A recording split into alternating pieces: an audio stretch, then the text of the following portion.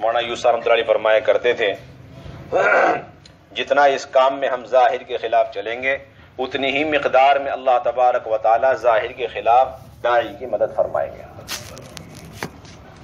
جتنا ہم اس کام میں ظاہر کے خلاف قدم اٹھاویں گے اتنی اللہ تبارک و تعالی ظاہر کے خلاف مدد فرمائیں گے. اور اللہ تبارک و تعالی کے ساتھ حسن ظن کا تقاضا بھی یہی ہے. اللہ تعالیٰ کے ساتھ حسن ظن کی ابتدا ظاہر کے خلاف چلنے سے ہوتی ہے. اللہ تعالیٰ کے ساتھ حسن ظن اور اچھے گمان کی ابتدا ہی ظاہر کے خلاف چلنے سے شروع ہوتی ہے کہ جب ہم نے ظاہر کے خلاف قدم اٹھایا تو اللہ کے ساتھ ہم نے گمان صحیح کر لیا کہ اللہ تیری قدرت ان ظاہری حالات کے ساتھ نہیں جو اس وقت ہمارے خلاف ہے، بلکہ آپ کی قدرت تو اس سے بالاتر ہے اور ان ظاہری مخالف اسباب کے اندر مقید اور محدود نہیں. اور ظاہر کے موافق چلنا ہی اللہ تعالیٰ سے بدگمانی کی شروعات ہے. ظاہر کے مطابق چلنا ہی اللہ تعالیٰ کے ساتھ بدگمانی کی شروعات ہے کہ ہم نے اللہ کی اس قدرت کو جو تمام حدود اور تمام شکلوں سے بالاتر ہے ان شکلوں میں محدود اور منحصر اور مقید سمجھ لیا جو ہمارے سامنے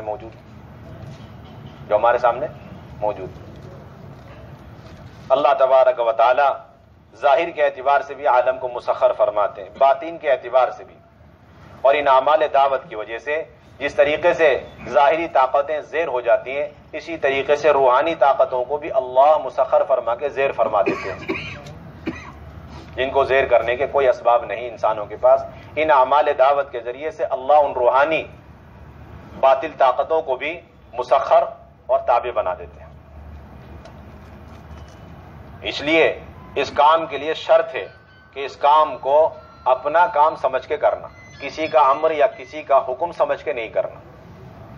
اس کام کو جتنا ہم اس کام کو اپنا کام سمجھ کے کریں گے اتنی طاقت اللہ کی طرف سے ملے گی اور اتنی رفتار تیز ہوگی اور اتنی جلدی ہم مقصد تک پہنچیں گے. جتنا ہم اس کام کو کسی اور کا سمجھ کے کریں گے اتنی رفتار میں سستی ہوگی اور اتنی قوت بھی کمزور ہوگی. مولانا یوسف رحمۃ اللہ علیہ کا معمول تھا صبح سے لے کے شام تک اعمال دعوت میں لگے رہنا، فجر کا بیان اور پھر ناشتہ، اس میں بھی 2 گھنٹے کی دعوت اور پھر مشورے میں دعوت، پھر روانگی میں دعوت، پھر حیات الصحابہ لکھنا اور پھر حدیث پڑھانا، پھر دعا، پھر حیات الصحابہ رات کو عشاء کے بعد پڑھنا. تو کچھ ساتھیوں نے سوچا کہ اتنا مشغول حضرت ہیں، آرام کا بھی انہیں فکر نہیں، تو ہم مل کر کے حضرت کے پاس جاتے ہیں، تقاضا رکھتے ہیں اور تجاویز سوچتے ہیں کہ کچھ کام تقسیم ہو جاوے تاکہ حضرت کے اوپر سے بوجھ ہلکا ہو جائے. اور متکلم حضرت مولانا عبید اللہ صاحب رحمۃ اللہ علیہ کو بنایا. کس کو متکلم بنا؟ مولانا عبید اللہ صاحب. بس ان کی تجویز سنتے ہی حضرت اتنے ناراض ہوئے کہ حضرت نے بس ایک جملہ کہا کہ تم سب کے سب اپنا بوریا بسترا لے کر یہاں سے چلے جاؤ، تم میں سے کسی کی مجھے ضرورت نہیں. کیا فرمائے؟ سب یہاں سے اپنا بسترا سمیٹو، یہاں سے روانہ ہو جاؤ، تم میں سے ایک کی مجھے ضرورت نہیں. پھر فرمایا کہ تمہارے میں اور مجھ میں فرق صرف اس لیے ہے اتنا سارا کام اللہ تعالیٰ اکیلے سے اور تم سارے مل کر کے، اس کی وجہ یہ ہے کہ میں اس کام کو اپنا کام سمجھ کے کرتا ہوں اور تم سب کے سب یہ کام میرا سمجھ کے کرتے ہو. یہ ہے فرق کہ تم سب مل کر کے یہ کام یوسف کا سمجھ کے کرتے ہو، اس کا حکم اور امر سمجھ کے کرتے ہو، اور میں اس کو اپنا کام سمجھ کے کرتا ہوں. یہ ہے اصل چیز. پھر اس کے بعد ایک مثال دی کہ ایک شکاری نے اپنے کتے کو دوڑایا، ایک جو ہے اس کے پیچھے خرگوش کے پیچھے دوڑایا. اب کوشش کے باوجود کتا خرگوش تک پہنچ نہیں سکا اور خرگوش بچ کے نکل گیا. کسی نے پوچھا بھائی کیا بات تھی؟ تو کتے نے کہا کہ میں دوڑا تھا اپنے مالک کے حکم کی وجہ سے. اور خرگوش سے پوچھا تو خرگوش نے کہا کہ میں دوڑا تھا اپنے لیے. اس لیے کتا طاقتور ہونے کے باوجود جسم کے اعتبار سے، جسمانی اعتبار سے اس کی رفتار میں، اور خرگوش کمزور ہونے کے باوجود اس کی رفتار میں زمین و آسمان کا فرق ہو گیا کہ وہ اپنے جان بچانے کے مقصد میں کامیاب ہو گیا اور یہ شکار کرنے میں ناکام ہو گیا. شکار کرنے میں ناکام ہو گیا۔ یہی فرق رہے گا اگر امیر اور ساتھیوں کے درمیان نیتوں میں یہ فرق رہا کہ امیر تو اپنا کام سمجھ کے کر رہا اور سارے مامورین اس کام کو امیر کا کام سمجھ کے کر رہے، تو یہ فرق ہمیشہ رہے گا۔ اس لیے فکروں میں مجتمع ہونا یہ اللہ کی غیبی مددوں کے اترنے کا سب سے بنیادی ذریعہ ہے۔ فکروں میں مجتمع ہونا یہ اللہ کی غیبی مدد کے اترنے کا سب سے بنیادی ذریعہ۔ جس فکر پر، جس سطح پر امیر ہے، اسی فکر پر، اسی سطح پر سارے ساتھیوں کا مجتمع ہونا یہ شرط ہے، تب اللہ کی طرف سے غیبی مدد خلاف ظاہر اترے گی۔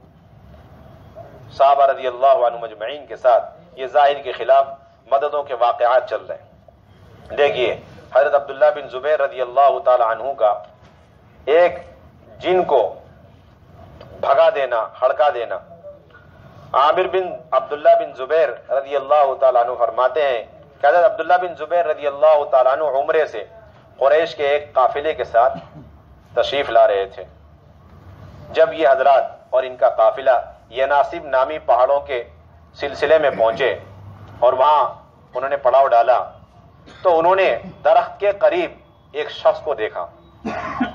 تو حضرت عبداللہ بن زبیر رضی اللہ تعالیٰ عنہ اپنے قافلے سے آگے بڑھ کر اس شخص کے پاس گئے۔ جب اس کے قریب پہنچے اور سلام کیا تو اس آدمی نے ان کی کوئی پرواہ نہیں کی اور بہت ہی ہلکے آواز میں سلام کا جواب دیا۔ حضرت عبداللہ بن زبیر رضی اللہ تعالی عنہما اپنی سواری سے نیچے اتر گئے۔ اس پر بھی وہ انسان ذرا بھی حرکت نہیں کر رہا تھا، خاموش کھڑا تھا۔ حضرت عبداللہ بن زبیر رضی اللہ تعالیٰ عنہ نے اس شخص سے کہا کہ تو اس سائے سے اور اس درخت سے ہٹ جا۔ چنانچہ وہ ناگواری کے ساتھ وہاں سے ایک طرف ہو گیا۔ حضرت عبداللہ بن زبیر رضی اللہ تعالیٰ عنہ فرماتے ہیں کہ میں بیٹھ گیا اور اس کا ہاتھ پکڑ لیا اور میں نے اس سے پوچھا تو کون ہے؟ اس نے کہا میں جنات میں سے ایک جن ہوں۔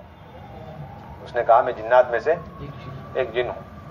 فرماتے ہیں بس یہ سنتے ہی غصے کی وجہ سے میرے جسم کے رونگٹے کھڑے ہو گئے، بال کھڑے ہو گئے اور میں نے اسے قوت کے ساتھ اپنی طرف کھینچا، قوت کے ساتھ اس جن کو اپنے پاس کھینچا اور اس سے کہا کہ تو جنات میں سے ہو کر اس طرح کھلم کھلا میرے سامنے آتا ہے، تو جنات میں سے ہو کر اس طرح کھلم کھلا میرے سامنے آتا ہے۔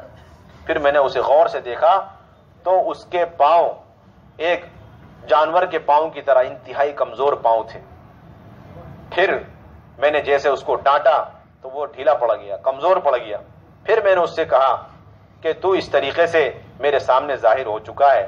جب میں نے اسے بار بار اس طریقے سے ڈانٹا تو وہ بھاگتا ہوا چلا گیا۔ اتنے میں میرے سارے ساتھی پہنچ گئے اور انہوں نے کہا کہ وہ شخص کہاں ہے جو ابھی آپ کے پاس تھا؟ میں نے کہا وہ تو ایک جن تھا، بھاگ گیا۔ بس یہ سنتے ہی میرے ساتھیوں میں سے ہر ساتھی زمین پر اپنی سواری سے گر گئے اور میں نے ان میں سے ہر ایک کو اٹھایا اور اس کی سواری پر باندھا، یہاں تک کہ ان سارے قافلے والوں کو لے کر میں حج پہ پہنچا اور وہاں پہنچنے تک ایک بھی ہوش میں نہیں آیا۔ وہاں پہنچنے تک ایک بھی ہوش میں نہیں آیا۔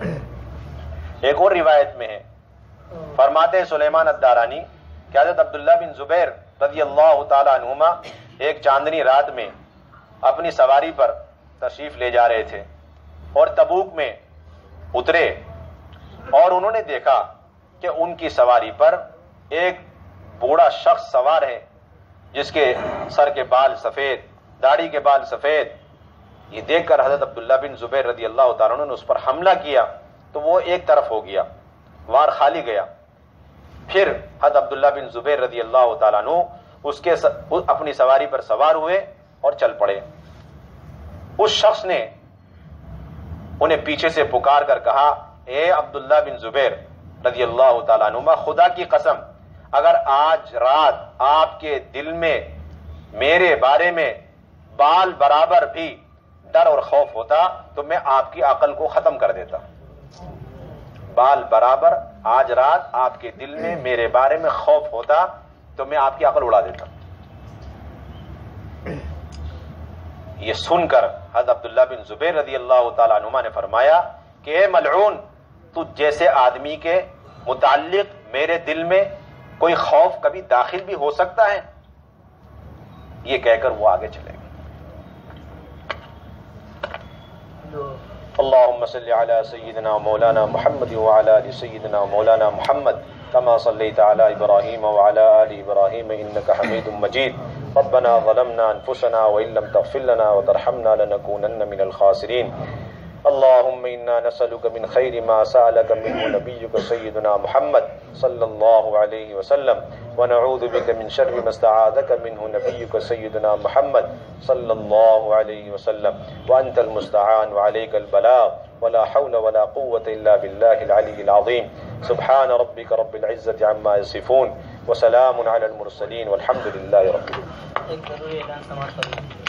اپنے ایمان کی اپنے سامان کی حفاظت کرے. ایمان بنے گا ایمان کی دعوت سے. جتنا ہم ایمان کی دعوت دیں گے اتنا ایمان بنے گا. حسن خاتمہ کے لیے سنتوں کی پابندی کے ساتھ یہ دعائیں مانگی جائے کہ اللہ تعالی ہمارا خاتمہ بالخیر فرمائے. سامان کی حفاظت میں جو اپنا سامان ہے خود اس کی نگرانی فرمائے. موٹا کپڑا بچھائے بغیر نہ سوئے. فجر کی نماز کے پہلے اپنے معاملات اپنے ضرورت سے فارغ ہو جائے. سنت کے مطابق آرام فرمائے. اللہ تعالی ہم تمام کو تہجد کی توفیق عطا فرمائے. تہجد کا آخری وقت 5:15.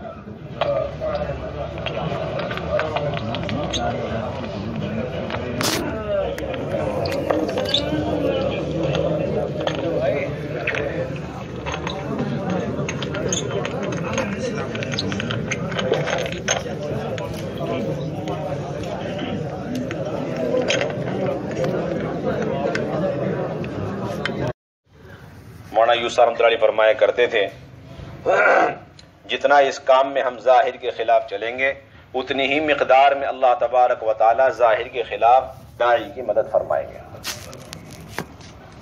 جتنا ہم اس کام میں ظاہر کے خلاف قدم اٹھاویں گے اتنی اللہ تبارک و تعالی ظاہر کے خلاف مدد فرمائیں گے. اور اللہ تبارک و تعالی کے ساتھ حسن ظن کا تقاضا